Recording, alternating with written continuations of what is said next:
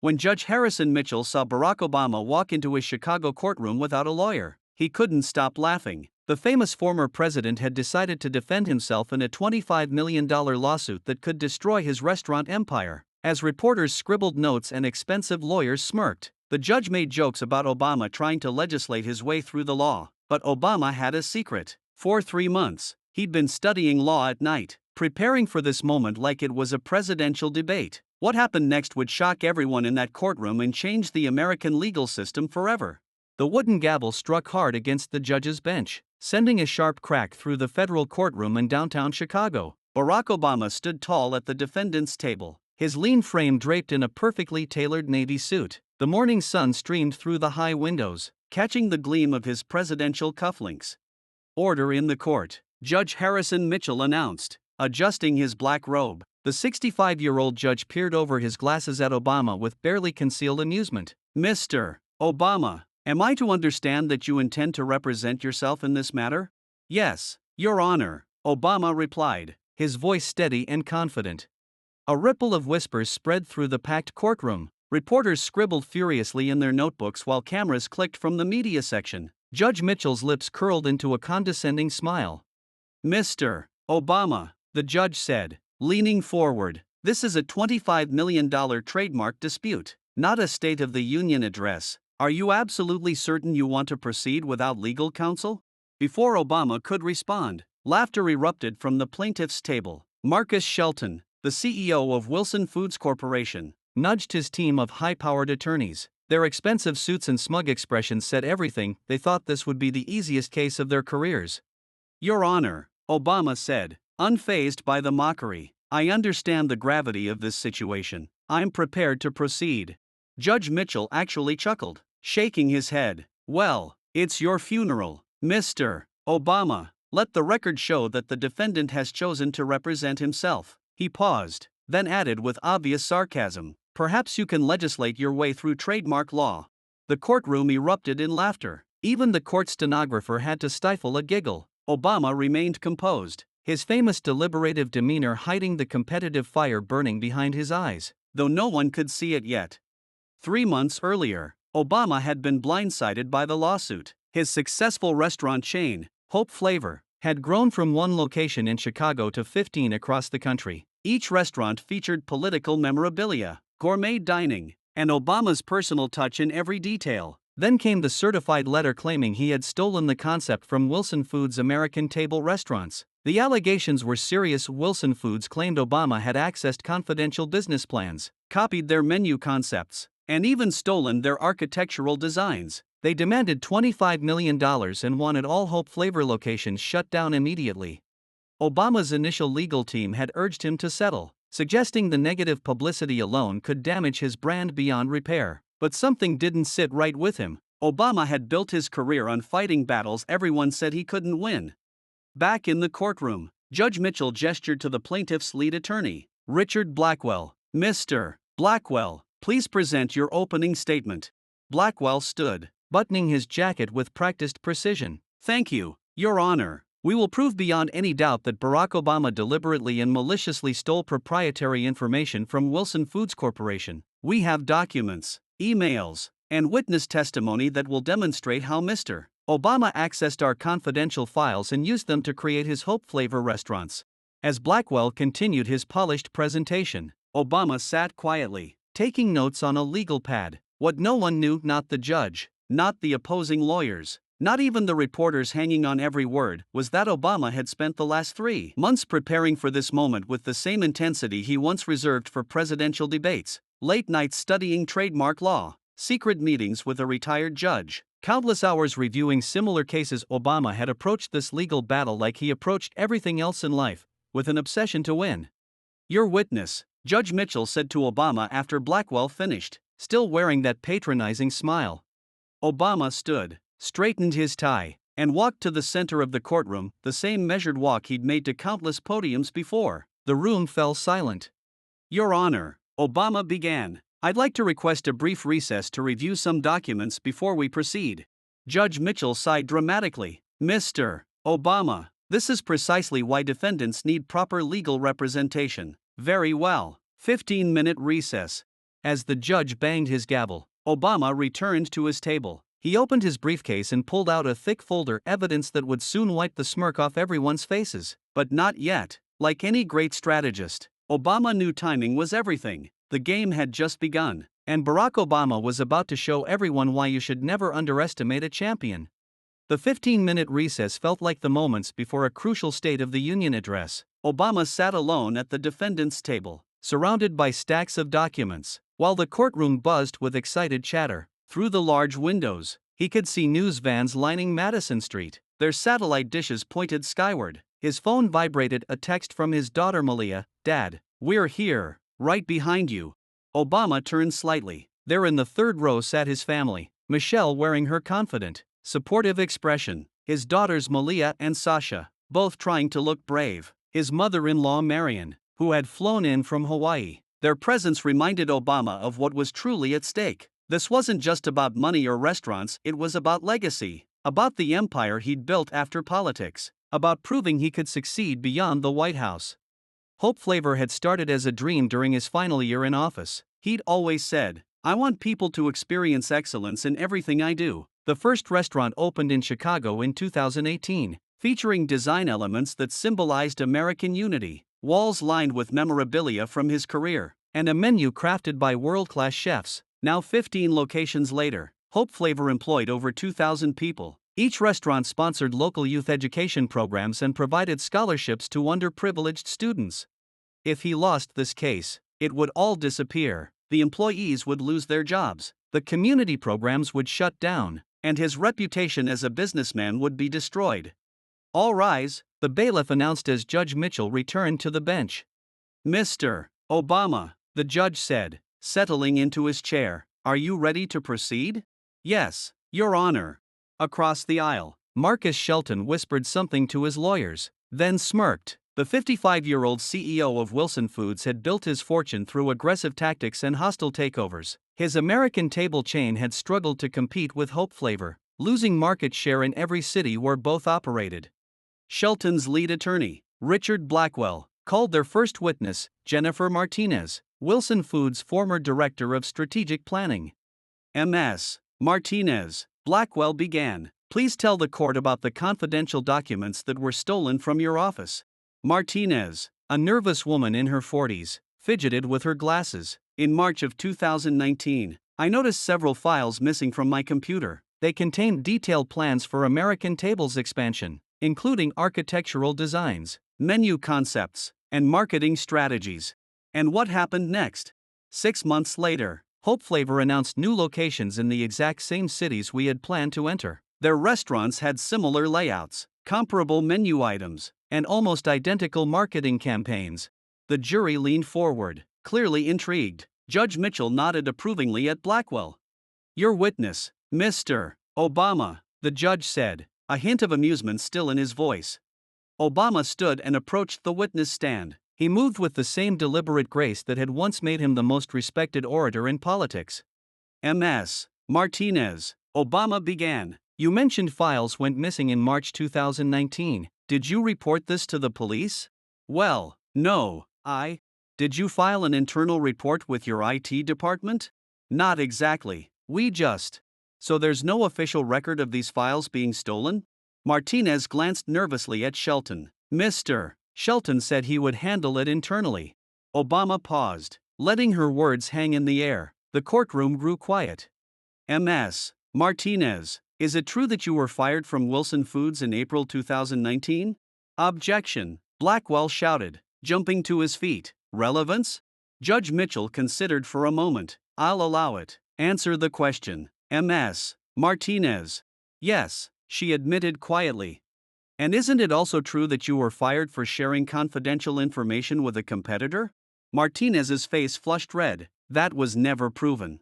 Obama returned to his table and picked up a document. "Your Honor, I'd like to enter into evidence employee termination form 447B from Wilson Foods dated April 15, 2019.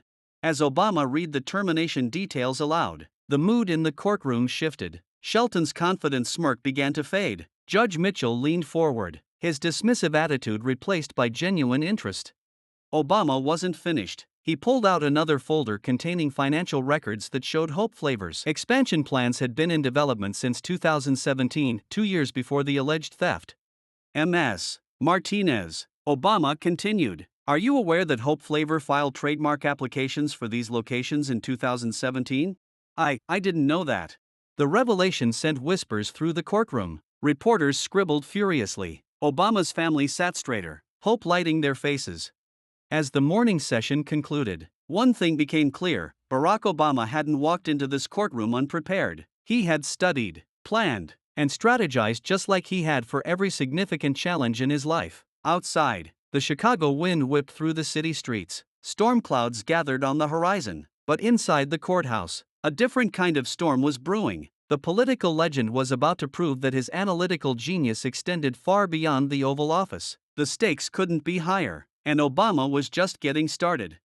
3 months earlier, Barack Obama sat in his home office in Chicago, staring at the lawsuit papers. The clock ticked steadily in the corner. Next to it hung his favorite photo, him taking the oath of office, hand on Lincoln's Bible. That was the moment he proved everyone wrong who said a black man with a foreign-sounding name couldn't become president. Now, facing another seemingly impossible challenge, Obama made a decision that would shock everyone. He picked up his phone and called Judge Arthur Davidson, a retired federal judge who had become a friend after Obama appointed him to the bench years earlier. "Arthur, I need your help," Obama said, "but what I'm about to ask you has to stay between us."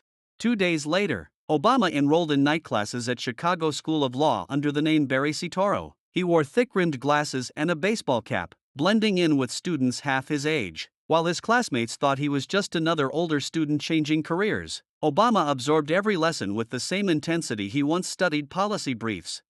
His schedule was grueling. During the day, he managed his business empire and met with his original legal team, pretending to follow their advice to settle. At night, he studied trademark law, civil procedure, and evidence rules. He hired a private tutor, Professor Sarah Chen, who specialized in intellectual property law. "Mr. Obama," Professor Chen said during one of their sessions, "you need to understand that trademark cases often hinge on who can prove first use in commerce." "Like being first to announce a policy initiative?" Obama asked. "Exactly. Whoever can prove they had the idea first usually wins." That's when Obama remembered something crucial. Back in 2016, during his final year in office, he had sketched out ideas for a restaurant chain. Those sketches were still in his presidential archives along with every significant document from his career. Obama spent weeks building his case like he once built his presidential campaigns, through relentless preparation. He studied similar trademark disputes, including the famous Apple Corps versus Apple Computer case. He learned about metadata analysis, document authentication, and cross-examination techniques. One night, while reviewing Wilson Foods' public filings, Obama noticed something odd. The company's expansion plans, supposedly stolen from them, contained architectural elements that matched buildings constructed in the 2010s, buildings that housed the original Hope Flavor test kitchen in Chicago. "They're not just lying about the theft," Obama realized. "They stole from me first." He hired a private investigator, former FBI agent Robert Walsh, to dig deeper. Walsh uncovered a pattern of corporate espionage by Wilson Foods, including settlements from 3 other restaurant chains they had targeted similarly. Judge Davidson mentored Obama through mock trials in his private library. "Barack, the key to winning isn't just knowing the law, it's knowing how to tell your story. The jury needs to see the truth, not just hear it." Obama practiced his opening statements, his cross-examinations, his objections. He learned to cite cases from memory, to spot inconsistencies in testimony, to build a narrative that would resonate with the jury. The weekend before the trial, Obama's longtime friend and former Vice President Joe Biden visited him. They sat on Obama's back porch watching the sunset over the Chicago skyline. "Barack, are you sure about this?" Biden asked. "You could lose everything." Obama smiled, that familiar determined gleam in his eye. "Joe, remember 2008? Everyone said America wasn't ready. They said we couldn't win. They were wrong." "Yeah, and you made history," Biden said. "This is my history now," Obama replied. "They think I'm just a politician playing lawyer. They have no idea what's coming." The night before the trial, Obama reviewed his evidence one final time. He had original sketches from 2016 showing his restaurant concept, Notarized trademark applications predating Wilson Foods claims. Email evidence of Wilson Foods hacking attempts. Financial records proving Hope Flavor's independent development. Testimony from a former Wilson Foods employee ready to expose their scheme. But Obama's greatest weapon wasn't the evidence, it was his preparation. Like those countless hours practicing speeches and debate responses, Obama had transformed himself into something his opponents never expected: a formidable legal mind. As dawn broke over Chicago, Obama put on his best suit, packed his briefcase, and headed out. He thought about his father's words from long ago: Barack, excellence is not an option, it's an obligation. His phone buzzed with a text from Judge Davidson: remember, Barack, the courtroom is just another arena. You've conquered every arena you've ever entered. Obama smiled. He was ready to face Judge Mitchell, Marcus Shelton, and the entire Wilson Foods legal team. They were about to face not just Barack Obama, the political legend, but Barack Obama, the legal strategist. The same sharp intellect that had made him a constitutional law professor now burned for justice. The federal courthouse in Chicago hummed with anticipation as the trial continued. Obama systematically dismantled each of Wilson Foods' claims, using evidence that predated their supposed innovations. He exposed contradictions in their testimony, revealed falsehoods in their timeline, and demonstrated that Hope Flavor's concepts had been developed years before Wilson Foods claimed they were stolen. On the final day, Obama called Sarah Chen, a former Wilson Foods employee who had contacted his investigator weeks ago. She brought explosive evidence, emails from Shelton explicitly discussing fabricating evidence against Hope Flavor in what he called Operation Takedown. He said, and I quote, "Obama's too rich to buy off. We need to destroy his credibility, make it look like he stole everything," Chen testified. The jury gasped. Several members shook their heads in disgust. In his closing argument, Obama stood at the center of the courtroom, his voice resonating with the same power that had once inspired millions. Your Honor, members of the jury, when I walked into this courtroom, many of you saw a politician pretending to be a lawyer. Some even laughed. He paused, making eye contact with Judge Mitchell, who had the grace to look slightly ashamed. But this case was never about my legal skills. It was about truth versus lies, honor versus greed, and justice versus corruption. Wilson Foods didn't just try to steal my restaurants, they tried to steal the dreams of every entrepreneur who dares to compete with them. Obama's voice grew stronger. They thought they could bully me into submission because they'd done it to others. They thought their army of lawyers and fabricated evidence would overwhelm one man fighting alone. They were wrong. He turned to the jury. In public service, I learned that preparation beats talent, truth defeats deception, and courage conquers fear. Those same principles apply in this courtroom. Obama picked up the stack of evidence. These documents don't just prove my innocence, they expose a criminal enterprise that has destroyed lives and businesses for profit. Today, we stop them. His final words rang through the silent courtroom. I ask you to send a message. In America, justice isn't for sale, truth matters, and no one, no matter how powerful, is above the law.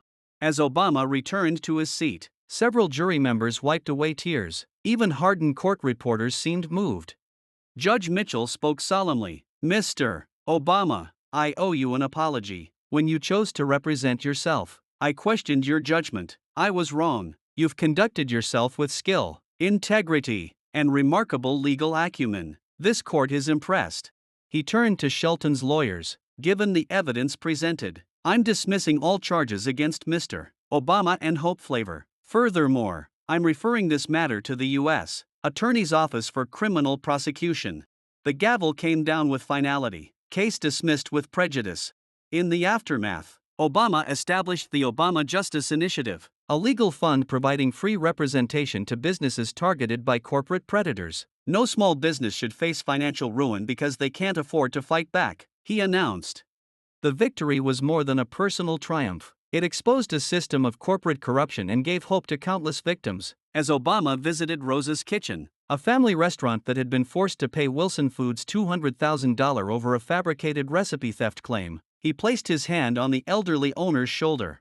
Rosa, we're going to get your money back, with interest, he promised. For Barack Obama, the former president who had once changed political history, a new chapter had begun. He had proven once again that with preparation, intelligence, and courage, no challenge was insurmountable, whether in the White House or the courthouse.